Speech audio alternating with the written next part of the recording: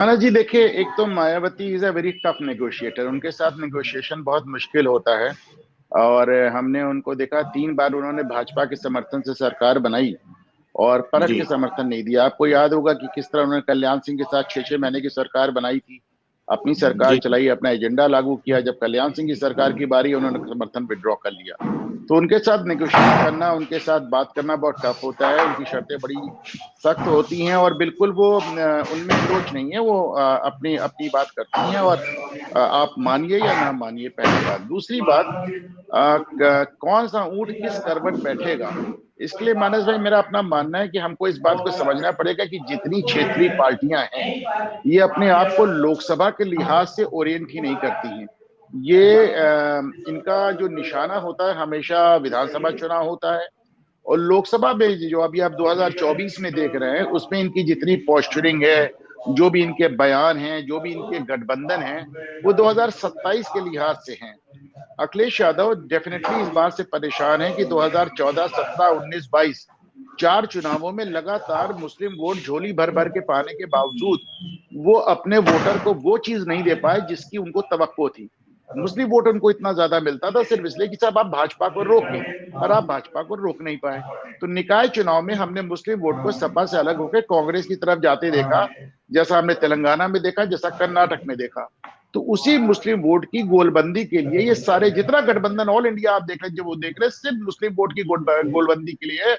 वरना मानस भाई, आप इसको मानिए ना कि ममता बनर्जी का वोट जो है बंगाल के बाहर नहीं है, लालू यादव नीतीश का वोट बिहार के बाहर नहीं है, अखिलेश यादव का वोट उत्तर प्रदेश के बाहर नहीं है, स्टालिन का वोट तमिलनाडु के बाहर नहीं है, शरद पवार का वोट महाराष्ट्र के बाहर नहीं। तो कैसा गठबंधन? ये गठबंधन सिर्फ मुस्लिम वोट की गोलबंदी के लिए है कि साहब मुस्लिम वोट छिटकने ना पाए। अब ऐसे में जिस तरह समाजवादी पार्टी 2022 का चुनाव हार के भी इस बात पे खुश है कि उसने बहुजन समाज पार्टी को केवल एक विधायक पे ला दिया है, कांग्रेस को 2 विधायक पे ला दिया। अतः वो 2027 में भी कुछ ऐसा ही सीन चाहते हैं कि विपक्ष में उनके अलावा कोई ना रहे और लड़ाई सीधे सपा और भाजपा के बीच में रहे। इसके चलते आप बार बार सपा से सिग्नल देख रहे हैं कि साहब हम बसपा को बर्दाश्त नहीं करेंगे। आज फिर मीटिंग होने जा रही है सपा और कांग्रेस की 4:30 बजे की। लेकिन इसकी पिछली मीटिंग में आपने देखा, रामगोपाल ने कहा कि साहब हम 3 लोग पर्याप्त है। अच्छा, बड़ी दिलचस्प बात यह कि जब वो 3 लोगों की बात करते हैं तो अपना दल कमेरावादी का भी नाम नहीं लेते, उनका भी बहुत दिनों से नाम नहीं आ रहा है।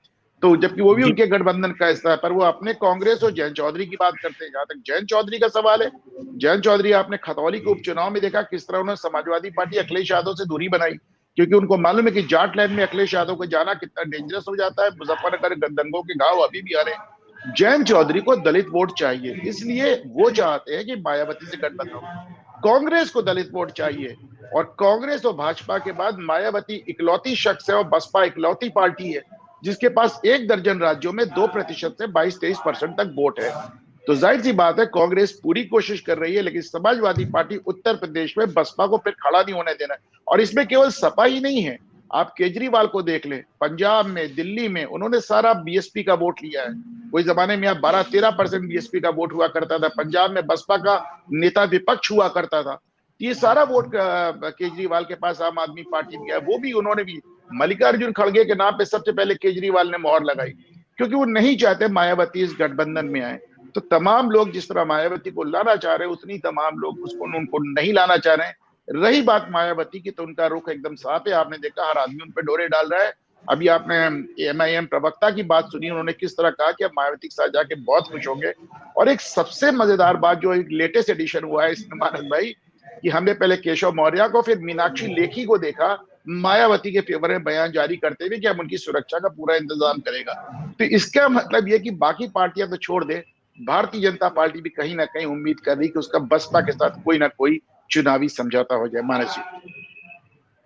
चलिए, बहुत शुक्रिया, बहुत विस्तार से समझाया आपके लिए।